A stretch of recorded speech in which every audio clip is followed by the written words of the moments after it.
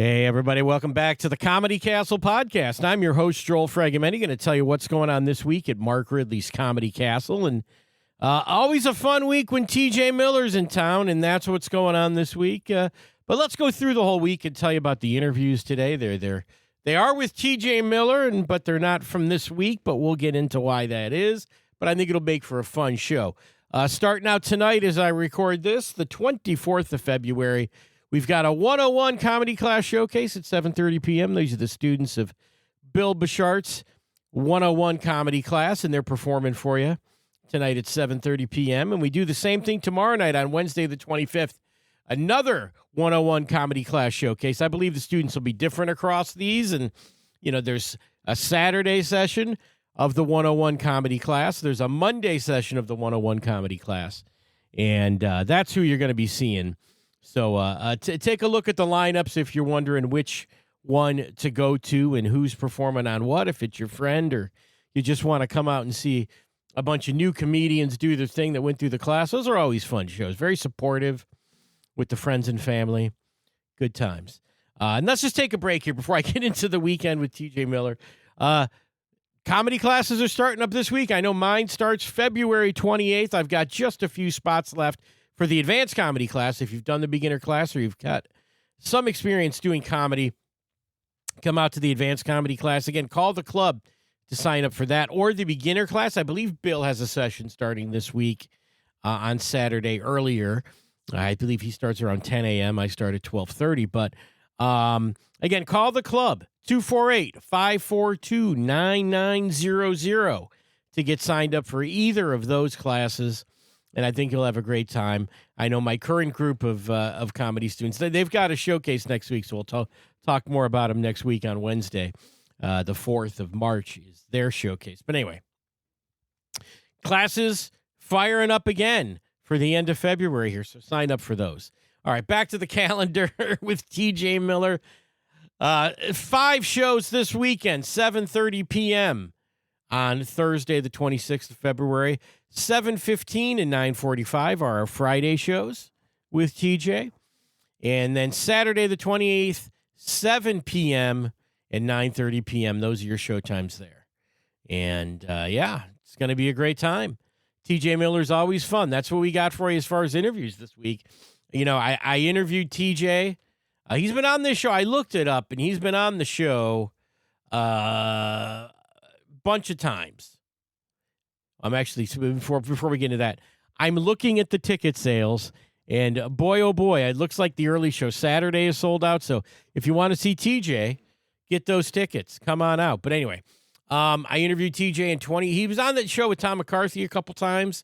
I interviewed him in 2023, pretty soon after I took over the interviews for this show, and I interviewed him again in 2024. And so what you're going to hear today are the 2023 and 2024 interviews that I did with TJ. And I always think these are interesting with some, hindsight and looking back on it. Because, I do these interviews, and, you could go comb through the archives and get these over at comedycastlepodcast.com. But you can just get them now if you're on the fence about TJ, or if you just want a little flavor before you come out to the show this weekend. There you go. They can get these with TJ. Hear these interviews, decide if you want to come or not come, or just go, I'm a fan of TJ Miller, let's listen to these. But here's a little original TJ Miller content before we get to those, because a few years ago I asked him to sit in with my advanced comedy class. He was unavailable on that day, kind of like he was unavailable today. We were texting the other day, and he said he was traveling today, and this was the only day that I could do it, so it didn't really work out. But I asked him, if you could sit in with the class. He said he wasn't available for that one either, but he said, here's a message for your class. And he sent it over a text message. And it's several paragraphs long, and I did read this to the students back when he originally sent it. And I think it's fair to share this with you guys. A little advice on how to do comedy, how to get a career started, and his advice. I'm not going to read it in the TJ Miller voice, but here it is from TJ, and then you'll hear from the man himself. But here are his words anyway about comedy. I like this. Here we go. Comedy takes a lot. a lot of patience, hard work, and the ability to say, fuck it, I failed, and then get right back up on stage. Lately, I've been thinking about this. When you get frustrated or tired of one aspect of the art form, take a completely different route. This is the great fucking thing about stand-up. You are in complete control. Unlike acting, you can go to a completely different direction. Frustrated with writing, improvise an entire set, or do crowd work. Tired of going on stage with nebulous ideas? Write your bits out word for word, etc. I find that taking acting classes, improv, voiceover, any other entertainment education in tandem makes my stand-up better. So does reading, watching, and thinking about comedy. I'm at a stage in my comedy where I am trying to improvise. But that's off of having prepared for a special the every night with the exact same material. And now I'm quickly preparing for the first NFT special ever made. So I am now doing solely material with some crowd work and improvising, parentheses, very little. So being dynamic and consistently changing is important. But for now, focus on doing as much stage time as you can. That and a strong work ethic in writing and getting on stage will make you a very, very successful comedian. Trust me, I know. The words of TJ Miller from my comedy students, which I really liked, and reading those again, it is inspiring. It is inspiring to think about ways to change it, ways to get creatively inspired. And if you've seen TJ's act, you'll know just how fun it is. A lot of audience participation. It's different every time you see it. There are some core elements that he keeps the same. You never know how long it's going to be. You never know if he's going to be out in the crowd talking to you. You just never know with TJ. That's why he's such a favorite. That's what made him so funny in those Deadpool movies and pretty much everything he's done. I've enjoyed his specials. I know he dropped a new one on YouTube that you can watch. But do yourself a favor. Come out and get a ticket to see him. Not just because you're seeing the movie star guy that you liked in that Transformers movie or off his Christmas party, anything that he's been in. Come out and see it because he really is one of the funniest, most original comedians out there, and he's a good dude. I like TJ a lot. All right, should we go to the interview? Let's do it. So here's the first interview. This one's from 2023. Listen back to what I sounded like then. As I listen back to this, maybe I wasn't that happy with what I sounded like back then. I don't know. But here's that, and then immediately we go from this one into the 2024 interview, and then we'll close it out. All right, here's TJ Miller.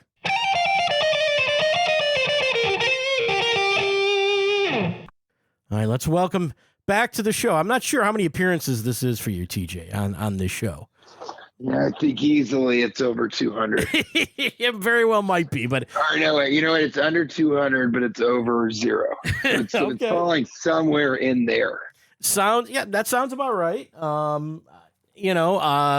Because, I mean, Comedy Castle's become, well, first of all, I'm speaking for everyone that works Comedy Castle, you are one of our favorite acts to have out, because it's super fun when you're there.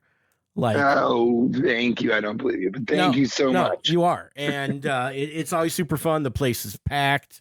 You never know what's going to happen. And I think in a good way. I don't think anything's bad happened with you there. So no, of course. I mean, it's always different. The last time I was there, I filmed sort of a mini improvised special where I kind of did I did improvisation, and then I got questions from the audience, and they came up with ideas for bits and all that kind of stuff. So it was really, really fun when I was there. And then this time I'm coming back and I'm shooting a special the weekend after this. Okay. And so that's really that's going to be a lot of fun too, because people will get to see sort of the special at its most refined, but then I'll put it on tape and then I won't do that material again. All right. So this is kind of the last time I'm doing this special, which is called The Gentle Giant. This is the last time I'm doing that, for a live audience. So I'm really, really excited about it. It's going to be great. Yeah. Because there's lots of, I did watch your last special that you were sort of working through that Dear Jonah, which is really fun.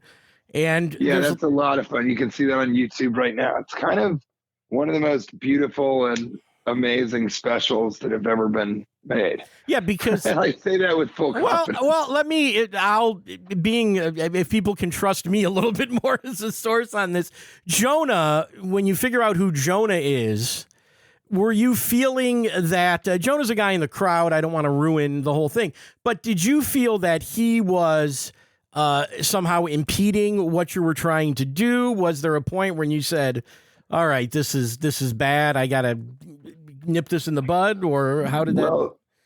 So what happened was, and so what happened was is I kind of, you go and you do your special, and the way I've been shooting specials is I go to a club that's, really amazing. In this case, it was Nashville, Tennessee, a club called Zanies. And I also did it because I just had a really funny idea for a background. Which is the Zanies sign it's kind of, the font is like Zanies, and it looks like a marquee with lights around it. And so what I did was I had a fabricator make a bunch of different signs like that. Yeah. But with fake names for comedy clubs, so like Chuckle Bucket and Crickets and Pun Comfortable Silences and it's really fun. I won't do all of them, but no, but I watched it and I was noticing. I go, boy, Zanies really is putting themselves down with all those wacky signs behind them. But that was your idea. Yeah, right. Yeah, it's my idea. So the overall the idea was to go out there and shoot this special that I was going to call the pandemic special. Which I would later find out would be a terrible idea because if the algorithm sees that you've done if it says pandemic anywhere, then everybody would be getting ads about COVID-19 testing. Yeah. But so I kind of mistakenly thought, oh wow, I've done these really incredible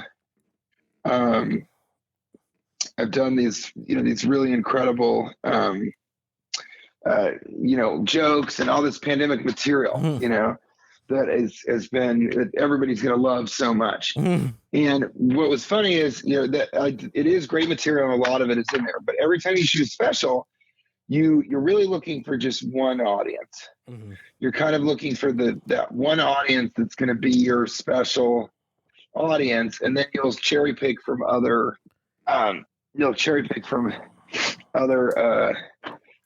shows, but you usually use primarily one audience.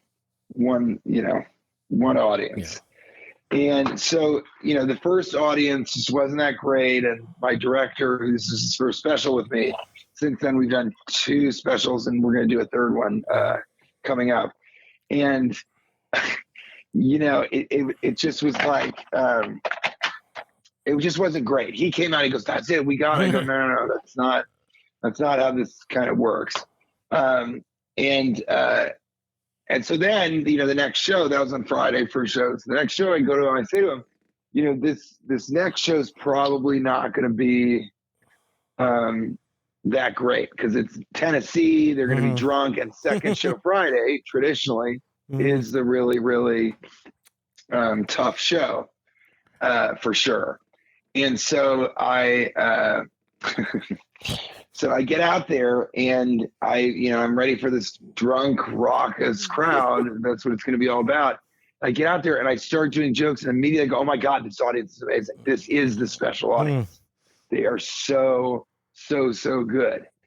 And so I'm doing my show and then, a little bit in, like maybe a minute in, some drunk guy in the front is heckling me. And I'm like, okay, TJ, just don't pay attention to him. Just pretend like he's not there. Maybe he'll be quiet. But he keeps kind of heckling. And it's a weird drunk heckling where he's sort of like, yeah, that's good. And then the next one I'll be like, that's funny because it's true. And so I'm just in my mind, I'm like, oh my God, this is such a disaster. So finally I said, look, I need to kind of acknowledge this guy. And I And so I go and I ask him about his cargo pants, because I sort of sometimes I'll riff with the audience about the cargo pants. And I riff with the audience a lot. So I'm like, I'll just handle this guy and move on. So I ask him about his cargo pants, and as you'll see from the special, he sort of goes into this long diatribe about why he wears cargo pants, and how he doesn't keep anything in them, but he likes the way that they feel, and X, Y, and Z. And it becomes clear immediately he is not drunk. He is not heckling. He's kind of developmentally challenged or special needs, however, it's okay to talk about that. Yeah, exactly. And so I just say to the audience, I want you guys to know I'm not going to make fun of him at all. That was just a listening and learning portion of the show. And then I give him a compliment about wearing comfortable stuff. So then I kind of moved on thinking, okay, that was weird. But then he kind of, I sort of bring him back into the show, and then he interrupts again. And slowly the show became about sort of him and my relationship with him and my friendship with him that grows throughout the show. And then he has the funniest line in the whole special. And then at the end of the special, he's kind of the star, and we're, you know, he and I do the closer together. And it's just really, really, really fun. And that's why it's called Dear Jonah, because it started out as, oh, this is the material I was doing during the pandemic, all about me. And then it became about him. And it did two things that I thought was really interesting. It shows how I improvise with the crowd, which is a lot of what I do in my strength, and that you never know what's going to happen when you come and see my show. And then also that I'm a kind person. Yeah. I mean, it's a really good example. It exemplifies that I do this because I love people, and, you know, I wanted to kind of lift this guy up and make this just the best night ever for him. Right. And, you know, I think that's what happened. So it's really, thank you for watching. And I love people when they watch it, his high school counselor watched it. Oh, wow. Yeah. And, you know, and a couple other people had watched it and said they started crying kind of at the end. Because it's really, really sweet. No, it is. It's real sweet. And normally, you know, heckler stuff doesn't really go that way. And sometimes you go, okay, this guy's a gold mine, I can really put him down. But he was really into the show. And you know, as much as hecklers want to say, hey, I was just trying to help, this guy actually does help in his own way. I helped you out. Yeah, that's what they always say. It's ridiculous. And then also, kind of on the same, because there is a lot of footage on your YouTube page from the Comedy Castle. Absolutely. You have a bit called White People with, as great as Jonah is, that crowd work that you did during that White People bit with that guy and his wife was unbelievable. Do you know the line I'm talking about? Yeah. Yes, I don't know if I want to say it. I think people should go watch it, but I mean, that was, go and watch it. But yeah, it was, I mean, it's hilarious. And you know, it's that kind of stuff is stuff that happens, in places like Comedy Castle, because the audiences are so great there. So I mean, I'm so excited to come back. But yeah, there are little bits of magic that happen every single show with me. Yeah, and so yeah, I think it's I think it's going to be yet another magical weekend there. I would hope so. And yeah, there's something about, you know, I think it's the history. I think it's the audience that they've built. But there's just something about that club where it's just so, I don't know, it's just such a great club. And it's just always great shows. You rarely have a show there where you go, oh, geez. And I used to always play it in conjunction with other spots, and I would tack it on and do two shows on a Sunday, and then I'd sell it and add a third one. Yeah. And that was really fun. But I much more enjoy being able to sort of be there the full weekend and see what that's all about and be a part of that. So, you know, I'm pleased that I'm going to be there for the full weekend. Yeah, I was there for that 3-show day. That was quite a day. We sold out. Yeah, TJ sold out like 3 shows, and I can't remember when they started, because, you know, on Sunday we try to get everything done early so people don't stay out too late. It was like a long day, but it was super fun. I mean, just be like, oh, we're going to sell this one out too, and sure enough, there you go. So, and sure enough, there it is. All right. I wrote this down. How much Buddy's Pizza are you going to eat this weekend? Oh boy.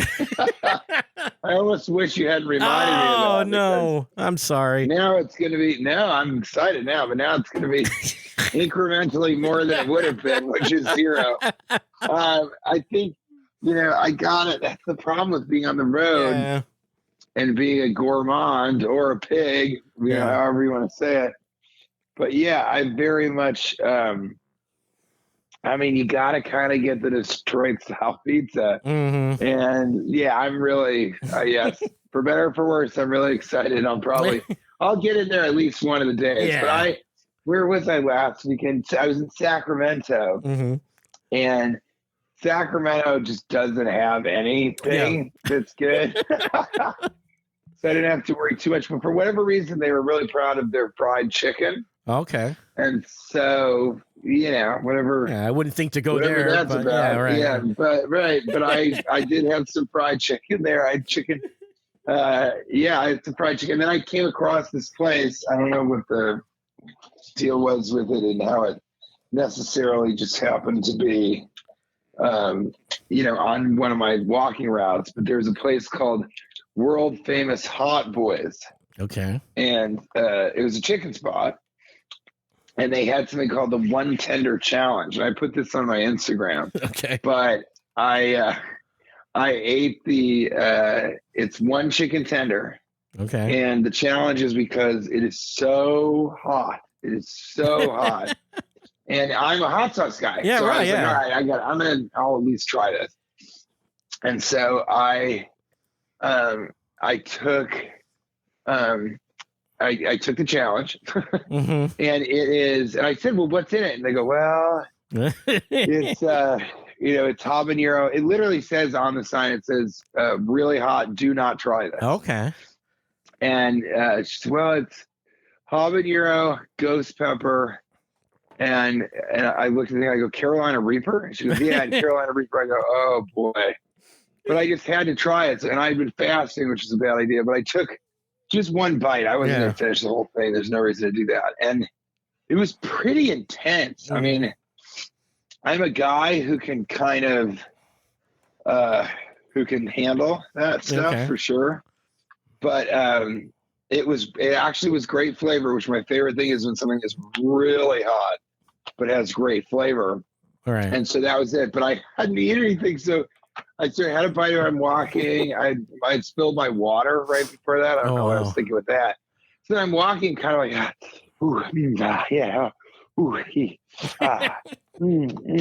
okay. And it was really good, but then my stomach started hurting immediately. So I was like, I got to go and get food. Oh. And I just love the people that I passed by who just saw me going, like they didn't know that I just ate something hot. I just looked like some weird pervert that was excited about walking. So that was pretty funny. So yeah, I mean, I'd like to try the local fare, and Detroit, their pizza is so good, and it's become kind of a thing nationwide. Yeah. Which I think is interesting too. You go to New York and there's Detroit places. Yeah. I hope. Exactly. Lions, Tigers, and Squares. Yeah. Is one of those. Right. But it's so funny because I want to go back there and go to the chiropractor. Because there's a chiropractor right next to Buddy's. Okay. And that guy, we tried to eat like sitting on the bench in his front yard, and he came out and started yelling at us. Like, get out of here. You can't loiter around here. And that's so funny because I went in, I think beforehand, and I said, hey, can I, get a chiropractor appointment? And he wouldn't give me one. Okay. Wow. He was like so mad that I tried to eat pizza on his property that he wouldn't let me pay him to do what he does. Could you not eat at Buddy's because of the pandemic? Was that what was going on? No, there's really no place to eat there. There's no place to sit down. I know the one you're okay. Yeah, you went to the takeout one. Yeah. You gotta go to kind of. Yeah, I'll tell you where to go. You can go to Real One. Yeah, you bring me into the Real deal. I'll bring you to the Real One. I'll bring you down to 6 Mile. That's the real one.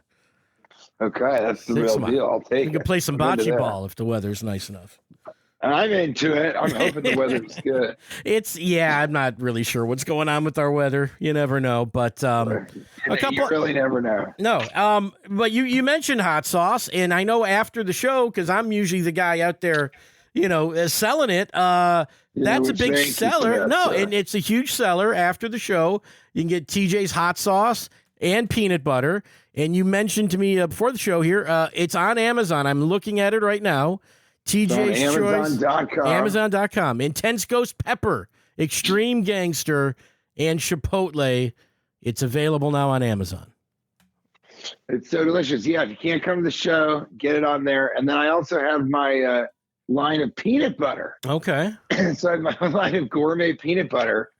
Excuse me. And it's really something. It is with 3 flavors. We have dark chocolate coconut. That's for the ladies. Yeah. And then we've got cherry chocolate with real dried cherries, milk chocolate, and honey roasted peanuts.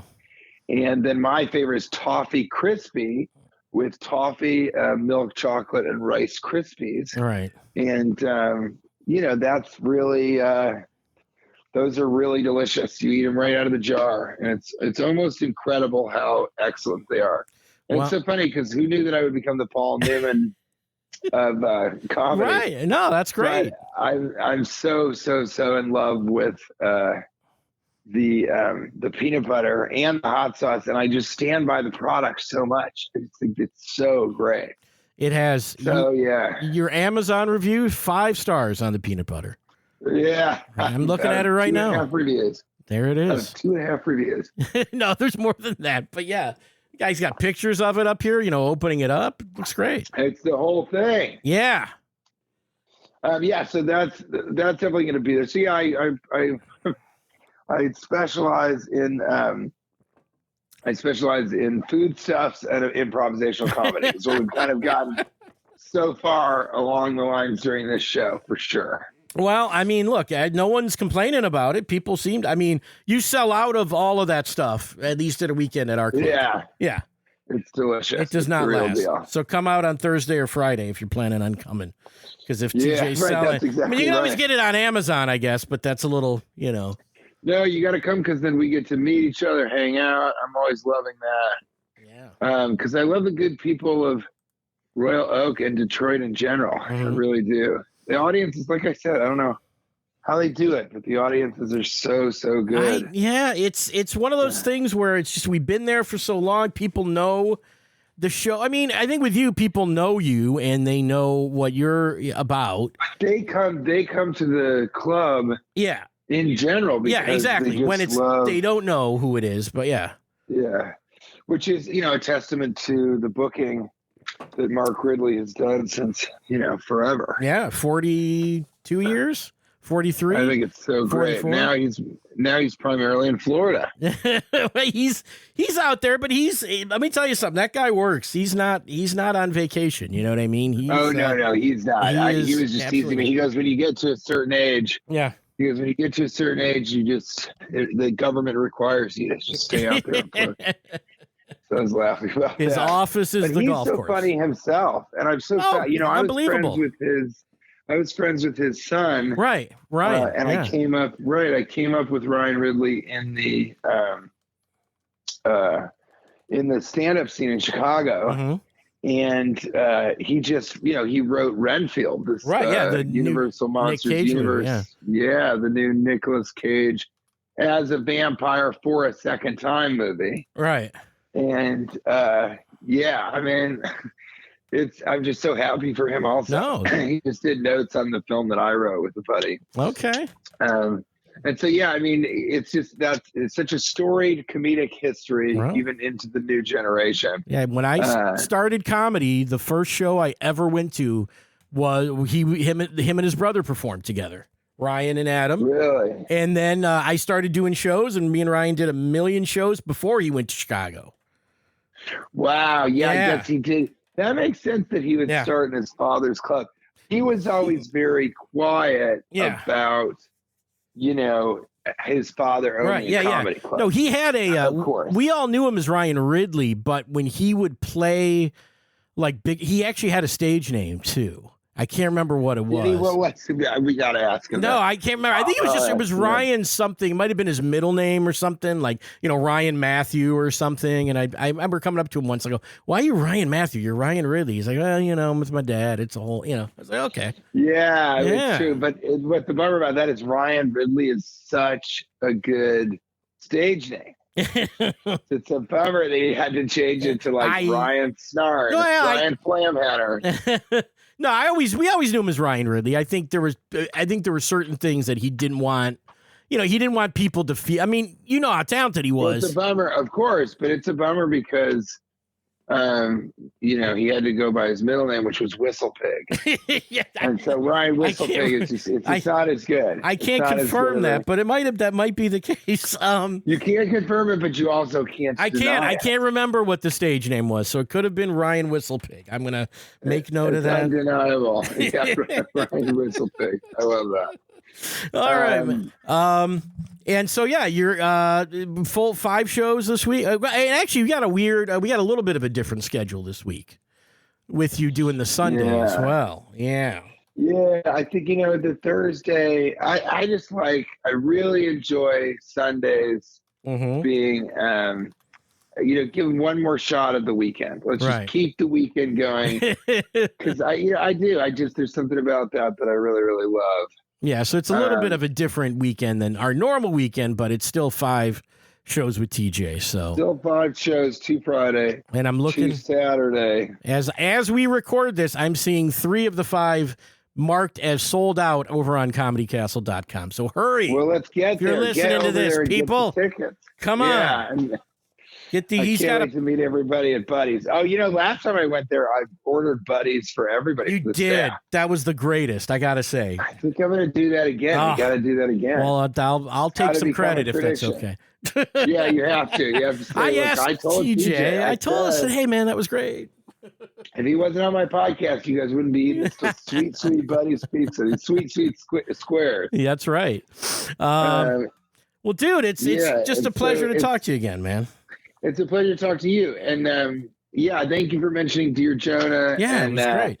I'm excited because I'm doing the Gentle Giant special in 2 weekends, but almost more importantly, I am releasing another special, The Philosophy Circus, later in the spring. So that's really worth watching now. So you haven't taken so are you pretty much on the road year round at this point? Is that like? Yeah, I think this year I'm going to take off July. Okay. Last year I did something similar because it's just so slow out there. Right. And then in December I took a full month off to work on a script for a movie idea that we pitched to the Russo brothers and also to Michael Bay. Mm-hmm. And it is I don't know. It's a pretty great idea for a film. I don't want to. Yeah, don't give it away. It's a science fiction Christmas movie. Okay. You can ever imagine something like that from you? From you, I can believe it. So. Yeah, I guess for me, it's not the craziest thing in the world. But yeah, so I've been working on that. So I took some time off from that because I think this is really a special idea and it kind of needs to come to the screen. So we're working on that, and I think we might do it with Michael Bay. That's what I'm hoping. That'd but be again, great. Nobody knows. With Hollywood is just so fickle and strange. And so outside of that, I'm really still grinding on the road because I'm just loving doing stand-up. Mm-hmm. And I love, even when I'm in New York, I live in New York City, and even when I'm in Manhattan, if I can break away, I go and I just do shows. Wow. I'll probably do a couple shows tonight. So it's just a lot of fun, and it's just my favorite thing right now, and it's how I started, Yeah. And I usually, a lot of times when I do podcasts like this or radio or television, I say, a lot of people don't know this, but I'm a stand-up comic, and I feel like Mark Ridley's, that audience knows that I'm a stand-up comic. Sure. But it's true. If you're listening right now, and he's, well, I've seen him in film and television. He's so funny. Let's go see what it's all about. I started as a stand-up comedian, an improviser, and then, did the acting after that. And so I really, I love how surprised people are when they come to the shows and afterwards, like, I just came because I saw you in Deadpool. Oh man, you were actually pretty funny. Yeah, well, now And I like to say, you're known as a stand-up. You didn't have to say, I want to say, you don't have to say actually pretty. You can just say you're funny. Yeah. And you go, yeah, you were pretty funny. I go, oh, Jesus, come on, guys. But yeah, that's what's so fun is for people to kind of see me live and doing what I have always done and what I'm best at. So yeah, it's going to be exciting. I'm really, really excited for another round at the Ridley Comedy Castle. It's going to be great. The Whistle Pig Comedy Club. Pig. Yeah, that'll be we'll call it that for the weekend. Hey, here's a quick last story. I had these guys, we had these guys at the club, Lou Burger. I don't know if you know who Lou Burger is, but they're a musical trio. And actually very talented guys. I know one of the guys is in the Try Guys. You probably know who they are, right? The YouTube guys, Try Guys. Anyway, yeah, sure. YouTuber. So one of these guys, and it's sort of his musical offshoot. And this guy, he came in and we're setting up doing his tech rehearsal. And he had a trumpet or something. And I said, oh, you playing the trumpet? And he goes, I can play any horn or wood instrument. And then Bill, Big Bill works with us. He goes, well, where's your trombone? Yeah. And he goes, well, no one's going to bring a trombone on the road. And I said, well, TJ Miller brought the trombone to the Comedy Castle. And he goes, really? And I go, yeah, it was great. And he was. I sort of felt a little, he was taken aback. He should be taken aback. He should be taken all the way aback. Yeah, that's in the philosophy circus. So when that special comes out, people will see that. That's great. But this is going to be pretty much straight up stand up and a lot of stories. The special that I'm working on is stories of, the time that I smoked heroin and an experience I had on karaoke, just all kinds of things like that. And it's pretty fun. All right, so I'm excited for people to see it. It's a lot more personal in terms of all of that. Well, I'm going to see you in a couple days. Everyone, get your tickets now or you're going to miss out. I don't know if we're adding Sunday shows. I don't think we are. I don't know what's going on, but we've done that in the past, but get what's out there because I don't think there's any more. Get what's out there. Who knows what's going to happen? Right. You could have too much Buddy's pizza and shrimp in front of the chiropractor. Be able to do this Sunday, right? Exactly. All right. Hey, TJ, thanks so much. Thank you so much. All right, buddy. Love you. I'll see you in a couple days, man. All right. See you. Thanks. See you on Friday. Bye-bye. See ya. Bye-bye.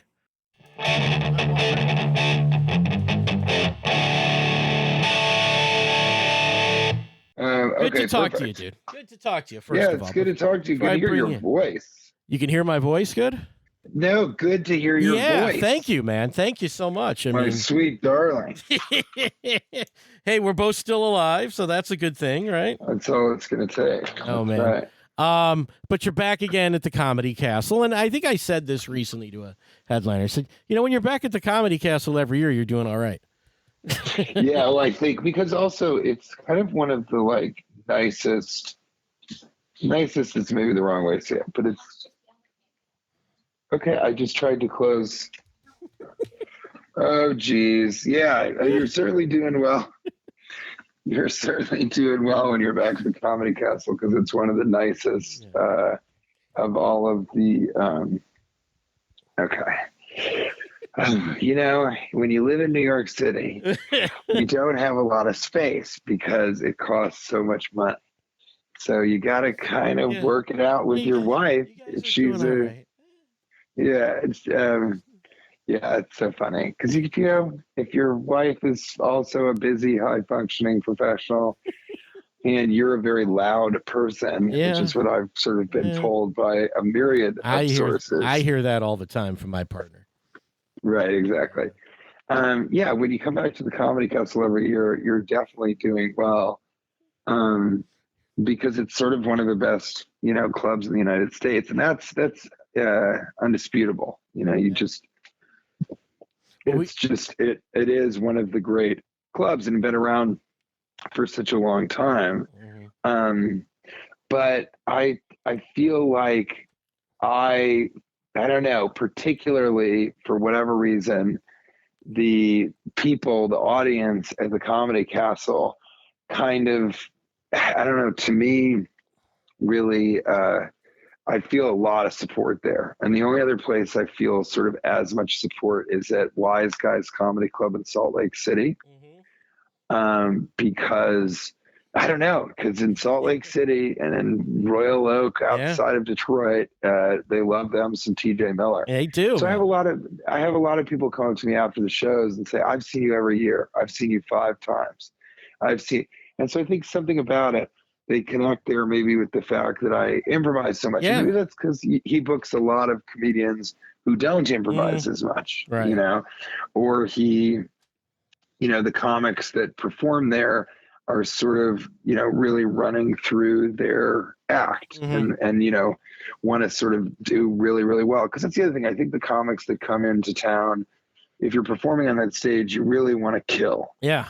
And so I think that might be a reason that do you think that the comics that he books kind of are more straight material? And well, it's certainly, there, to me, when I see a comedian, and again, there's exceptions to everything, and you are this exception, but you don't want somebody working on stuff when you get to the Comedy Castle. People are paying money. They want to see the best a person can be. And then when we have you, it's like, it's different every time. And because it's different, and like when I say different every time, and we're going to talk about what you're doing on this tour, but the late show to the early show can be different. The Friday to the Thursday to the Saturday show can be different, and things will happen during the show. And I think that's one of the reasons that not only it's like interesting to come, but also they feel like you're being real, I think, in a lot of ways on stage, and that you actually are enjoying it as much as they are. Which when you're just running through it, they don't get that, but they get like, TJ's having a great time. He's meeting us. We feel like we know him. And of course you're very generous with your time after the show as well, which I appreciate. Yeah. If people want to buy a little peanut butter hot sauce, I try and do that meet and greet, but I think that that's true. I think that first of all, it's absolutely undisputed. That's the second time I've used that word, but I don't think undisputable is a word, but it is. It is now for sure true. It's undisputable. So it cannot be a word. But I think in some ways the best thing that that I can offer, I'm at my best when I'm improvising. Yeah. Right. And doing, but I don't always do. I don't always do a lot of. I don't always do crowd work, but I do improvise with the crowd. Yeah. And so I'm sort of I'm in my best when all of the shows are different, and they always are. Yeah. And I think people kind of understand that if you went and saw every show, they would all be different. I mean, I see every I'm show. Working on some stuff. Yeah, you do see. I do see every show. So it's. I don't know. I mean, it's for me, it's kind of and the tour is the Crowd Sorcerer tour. Okay, yeah. And I'm kind of, it just made me laugh, the idea of sourcing material from the crowd. Okay. And for me, that's not, hey, what's your name? Where are you from? What do you do for a living? For me, that's much more of a, look at this guy. Here's what I see from him. And, and this is clear that I'm going to, he's going to be, he's not having a good time, and I wish he were. And that type of stuff is, I think, really helpful for me to make it different, to make every single show different. And so that's what I've been messing around with. It almost feels like crowd work has started to become a dirty word because so many comics are trying to do it for the clips. And it really upsets me. I don't lose a ton of sleep over it, but I haven't slept in about 2 weeks. The issue, these comics are trying crowd work, and the thing about it is they're not good at it. It's not something you can just decide to do. Yeah. And there are, of course, many comedians that are good at it, but the truly riffing and improvisational comedian, I think I could only list 10. Yeah. Maybe 15. And, there are some good ones. I saw a guy, I haven't seen him since, but it's a guy, this kid Gavin Watts, and he's really, really good at it. But there's other people that I like that are newer comedians, and they just can't do it. Not in the way that I can, or Sherrod Small can, or Ian Bagg Ian or Bagg's Ryan great. Reeves. Yeah. So but these people are actually improvising. They are not, relying on stock jokes when they talk to people. Cash Levy, who I do a podcast with, Right. Cashing In with TJ Miller. Cash Levy is like unfucking believable. Yeah. He's just unstoppable. It's so fun to watch him. But outside of that, and you can see that in our podcast. I mean, in the podcast, it's just out of control. It's so amazing. But yeah, I kind of, I think the thing of it is that because I'm so good at that, I just have to push through and have people understand. And the clips that I put online, I think, do show that for sure. And so that's kind of the idea behind the tour. And it's been really, really fun, and I think that I'm right now wanting to video a lot of what I'm doing, try and make that. I'm going to be videoing this weekend. Okay, yeah. And I try and get the crowd in the video because I really want to, I really want to sort of make it so that, if I am talking to somebody, I want people to be able to see that person. Yeah. Because that's really, really fun, Right. Yeah. I mean, we had a clip that we've been playing, leading up to your appearance of you taking the lady's phone from the front row, the one that I'm talking about. In the pinstripe. I kind of don't. No, okay, so you take a lady's phone in the front and you go, and very sincere, and I agree with everything that you say. Hey, we want you to experience this. I'm going to take your phone, and you take it from her and you take it away, and then you say, we don't want to record this. This is a live thing that's happening right now. And then you point behind you and you go, yeah, I do have a guy with a giant camera right behind me, but that's for my purpose. Yeah, that's for me, right? Exactly. Yeah, I think that's from my crowd work special. Okay, yeah, that might which be. was in Springfield, Missouri. And right now on my YouTube special, I have like maybe 5 specials. I've got Dear Jonah, the Spokane special, which is a completely improvised special about Spokane, Washington, which is hilarious because if you don't live there, you don't get the references, but somehow it's still funny. And then how do you get the Spokane references? Just from being in Spokane? Yeah, I've been there a few times, but sometimes I can just go and walk around, and within a day or two, I sort of have about 20 minutes of material, and if I really go after it, then I can get a full hour. Nice. Just from interacting with people, from learning about the city, from all that stuff. In Appleton, Wisconsin, I went to where did I go to? The Houdini Museum. Okay. So in Appleton, Wisconsin, I went to the Houdini Museum, and it was so funny because just by going there, I got about 10, 15 minutes of material. Nice. 10, I would say 10. Yeah. Like kind of strong, funny minutes. And I kind of write down 3 ideas from there, get on stage, and then let her rip, baby.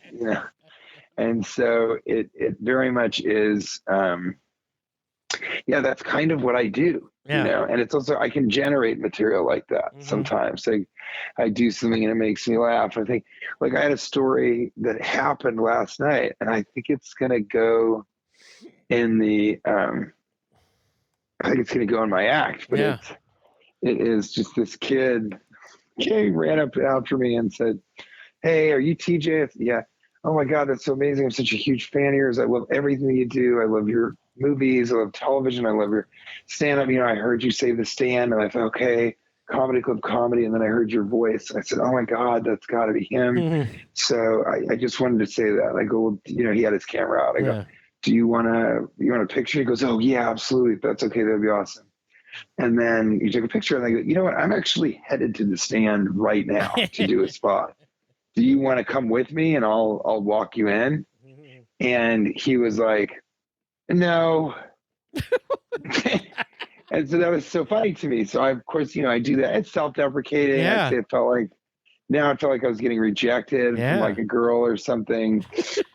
And so I just delve into that. So that's great. So I think I'll probably start my NFT special with that. And that's the other thing. It's like, I'm always trying to do sort of I'm always trying to innovate and so the next thing that I'm working on is I'm going to do a special based on I'm going to do a special based on the blockchain. Okay. And I'm going to release it as an NFT. Okay. And have sort of editions of it. And no one's ever done that before. That'll be the first NFT special because most people don't know what the fucking NFT is. I know a little bit, but just yeah. Well, you're smart, and you pay attention and you like to learn. Yeah. So most people don't, and so I'm kind of, I'm excited about that, and I'm working on that. So people will see that material. It's only about, I don't know, 10. Yeah, I think it's going to be a 10-minute special. Okay. We might actually divide it into like 90-second clips or whatever. But, that's something that I'm working on right now. And I might add that story to the front of that because it's just so funny. Yeah. And then I kind of put that set together. And again, this is the first NFT special that there's been. It's going to be, it's going to be about, it's about a 15-minute special is the idea. Or, with full laughs. I did it in front of 8 people last night at the Comic Strip Live, and that set only went 12 minutes because there was no laughter. Yeah. Not even by the 3 ratchet unemployed chicks in the front row eating hot dogs.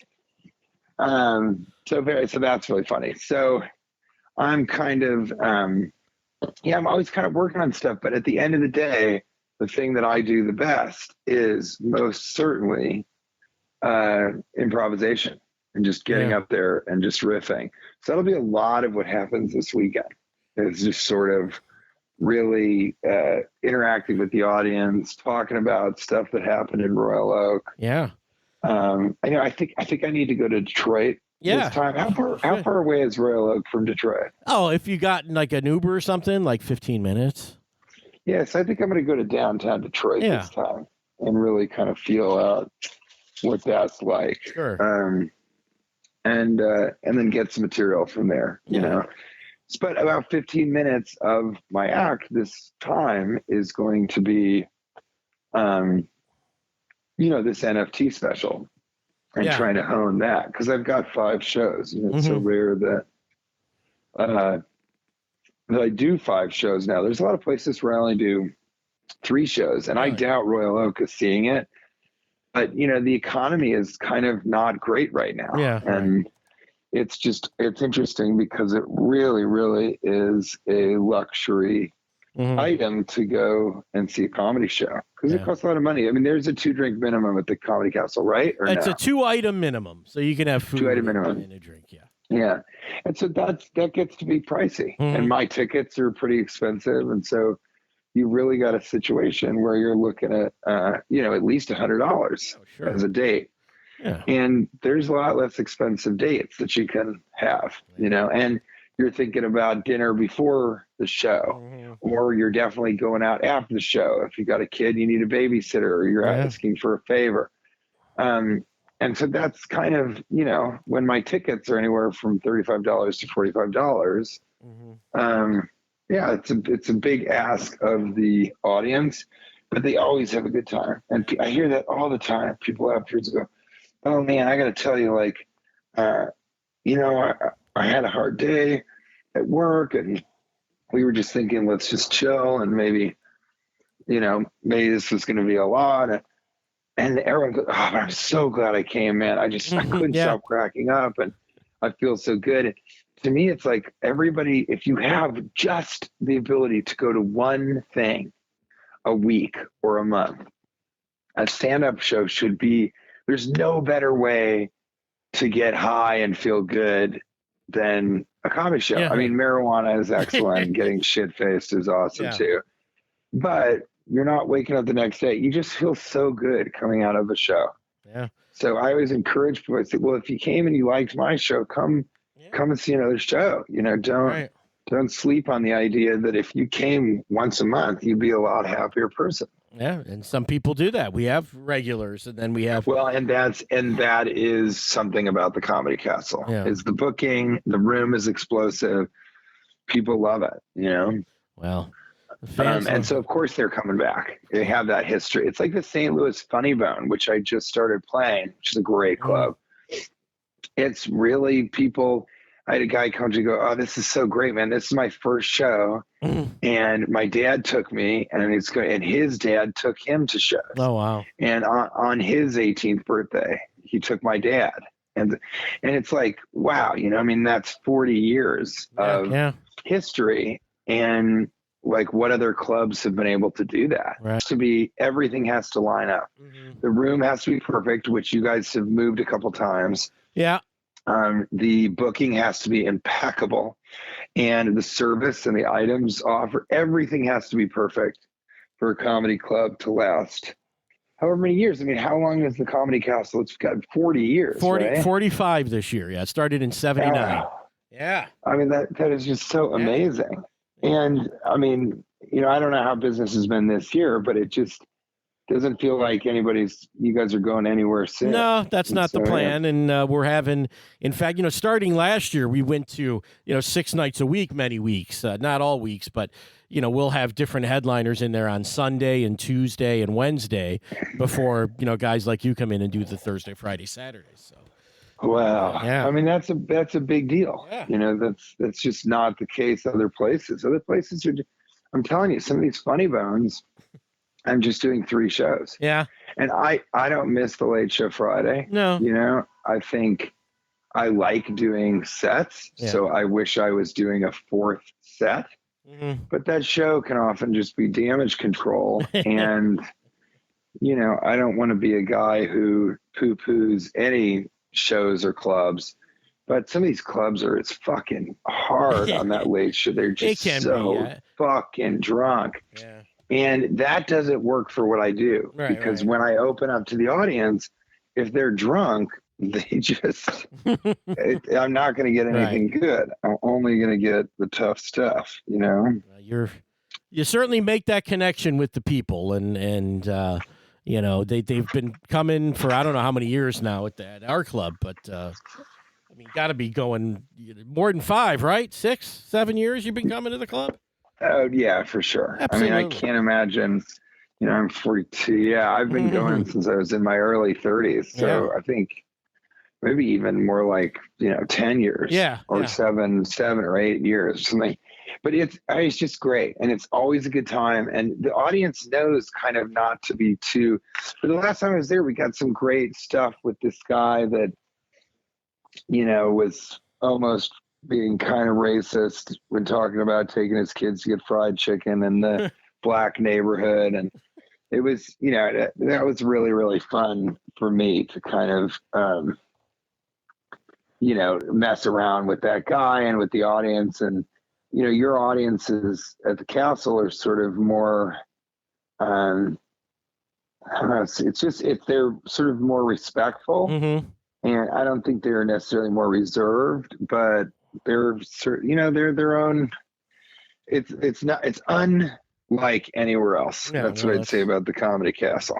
Well, that's great. We're so excited to have you. Are you? And there's going to be plenty of peanut butter. And peanut butter. Sauce so available. People stop by after, get their peanut butter hot sauce thing. I know it sells out often. So yeah, it really does. People love peanut butter in Michigan. Yeah, and it's going to be fun to go and visit Detroit, and it's going to be, you know, it's going to be I think it's going to be great shows for sure. All right, I got just one last thing. We'll let you go on this. Are you having chicken tenders when you come to Detroit? Is that your thing? I know that's a thing you like to do. You know, it's Stavros that talks about going on a tender bender, but yeah, it happened a little while ago. I was vegan for 5 weeks, and I'll be talking about that at the show. There's some really funny stuff that came out of that. But you know, I kind of I got into a kick where I was like, you know, every club has chicken tenders, and most of them aren't great. Yeah. And so I said, you know, just because they're free, I love chicken tenders, but just because they're free doesn't mean I should be eating chicken tenders that aren't great. But you guys, you don't have chicken tenders, right? We don't, but we can. I know you've had them at Buddy's Pizza, which they're very good there. Yep. And we have. Well, are you recommending? Do you have another place that's sure. good in Detroit? I'm gonna recommend Savvy Sliders, meaning Savvy Sliders. They're a burger place, and they also have really great, very sort of thick, freshly made chicken tenders. I hope you'll come with me. Yes, it'll be my treat, dude. I would love to have chicken tenders with you. It's a date. Consider it done. And I'm gonna. I also, you got to get Buddy's Pizza. Yeah, you got just the best Detroit style. And we have a place called Lions, Tigers, and Squares. Oh, wow. Okay. And it's a Detroit style pizza. They got a couple of locations here. Yeah. Think of it as our Jets pizza, but it's better quality. It's closer to Buddy's. And I love Detroit style pizza. I lived in Chicago, so I was late to the party with the Detroit style. But boy, is it so good. And that original Buddy's is just so, I don't know, there's something cool about that place. You went to the 6 Mile one when you were in town. Yes, that's the original one. Yeah, I went there the other day, got a carry out for me and the old lady. It was wonderful. That's great. So well, it'll be so good. I'm kind of sad we had somebody retire, right? Last year or this year? Our general manager, Mary, retired. Yeah, in the middle of last year. That's right. So I'm gonna miss her. Although even she was kind of telling me like I'm over it. Like I got to get out of here. She was there for how long was she there for? You know what? I couldn't even tell. I don't think she was there from the beginning, but she not the beginning. She started as a waitress. I do know that. So she worked her way. I think she's been there. I feel like she told me like 35 years. I think that's like probably the case. Yeah. And she's been there for multiple occasions. And so losing that and having Mark kind of, not being around as much because he's at retirement age where he wants to be, in Florida and doing that. So it's kind of a change of the guard, but I think you're a big, you're a part of that. Yeah, absolutely. I always love seeing you. And Mark, Mark is around even if he's not in the building. You know what I mean? He's always there. No, he's always watching. I can assure you, listen, Mark does what he loves, and here's what he loves to do. He loves to play golf, and he loves to book comedy. He loves to book the shows. We hired a guy named Bill Bouchard, who's a really funny comic, to do a lot of the booking, but Mark still talks to all the headliners and all the agents. He loves it. He can't give it up. He can't quit. No, and I don't think he will. No, it's in his blood. It's, you know what? And we're lucky. We're lucky to have that. Blood. We're lucky to have a guy that knows the business like he does running it, No, nobody knows it better. Yeah, nobody does. All right, TJ. Well, let's. Thank you so much. Thank you, man. And I know we had to squeeze this in today, and we both got things going on, but thank you so much for talking to me. Your things are a little cooler than mine, but I'll see you. And here we go on a tender bender, the two of us. Tender bender. It's coming up this weekend. Weekend. We're not going to tell him. Sounds great, TJ. I'll see you this weekend, buddy. Savvy Sliders. All right, Savvy Sliders. Bye, later. There you go. It was about an hour of TJ Miller right there. Come on. How great was that? He's so wild, man. You never know what's going to happen. You're calling him. I remember, I think one of the Tom McCarthy interviews, you can go back on Comedy Castle podcast, listen to that. There was a hotel maid vacuuming or something when he came in. There's always chaos around him, but it's a lovely chaos around TJ Miller. So come out this weekend. Tickets are really getting hard to come by. Again, I've been scrolling around on the Comedy Castle website there, trying to see what's available. And, the Thursday show has some tickets available. I saw that. I'm sure the Friday ones, probably the Late Show Friday, would be a good one to get at this point. But go to comedycastle.com. Look for your tickets on there. You can scroll through. You can take a look at, zoom in, look at the table. Some of them, there's only 1 or 2 tickets per table. Some of them, there's more than that. Looking at Thursday, you want those 2 tops in the back? Those are pretty coveted tables. 62 to 67. They're all available right now. So anyway, come out for TJ Miller this weekend. You're going to have a great time. I hope you've enjoyed listening to these interviews as much as I have. And always inspired by TJ. Looking forward to a very fun, very exhausting weekend. And thanks to you guys for listening. Again, if you haven't, add us on Instagram, Comedy Castle Pod, or Comedy Castle Podcast on Facebook. Add us on social media to get your updates on when the shows go up. It always helps spread the word about this show. Thanks to all you guys for listening. Thanks to Bill Bouchard, who helps out with booking some of these guests for me.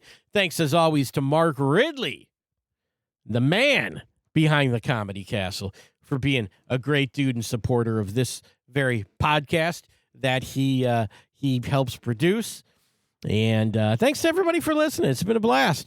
I'm looking forward to TJ. Hope to see you there. Say hi to me. Come on. I'll be there. Working the door. Telling you to turn your phones off at the beginning. That's all me. Come on, people. I can do it all. Thanks for listening. See you at the club. Bye-bye.